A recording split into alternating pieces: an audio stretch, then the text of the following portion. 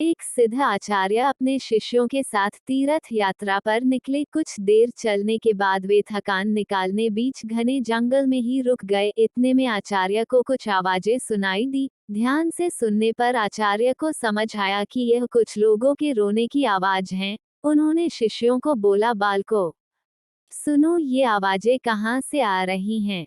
तब शिष्य एक दूसरे का मुंह देखने लगे, क्योंकि उन्हें कोई आवाज सुनाई नहीं दे रही थी। फिर भी गुरु के आदेशानुसार उन्होंने थोड़ी दूरी पर आकर देखा।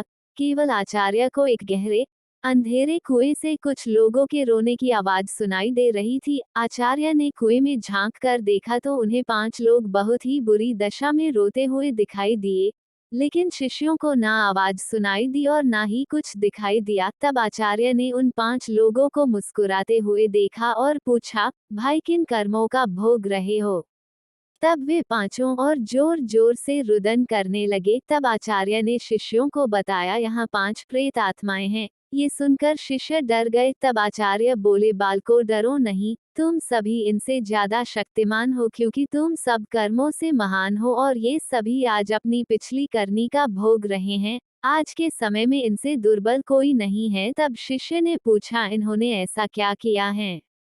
तब पहली आत्मा ने उत्तर दिया कि वह पिछले जन्म में ब्राह्मण था, भिक्षा मांगता था, लेकिन उस भिक्षा को भोग विलास में खर्च करता था। दूसरे ने उत्तर दिया, वह क्षत्रिय था और अपनी शक्ति का दुरुपयोग निर्बल असहाय गरीबों पर करता था। तीसरे ने उत्तर दिया कि वो बनिया था, बस खुद के फायदे की सोचता था और हमेशा मिलावट करके सामान बेचता था, जिस कारण कई लोग मारे गए। चौथे ने उत्तर दिया, वह क्षुद्र था, बहुत आलसी और जिम्मेदारी से भागता था, अपने माता पिता को पिटता था और दिन रात नशा करता था। पांचवे ने उत्तर दिया, वह एक लेखक था, अश्लील कथाएं लिखता था, उसने समाज को वासना का पाठ सिखाया था। इस तरह वे सभी पापी अपने पापों को भोग रहे हैं।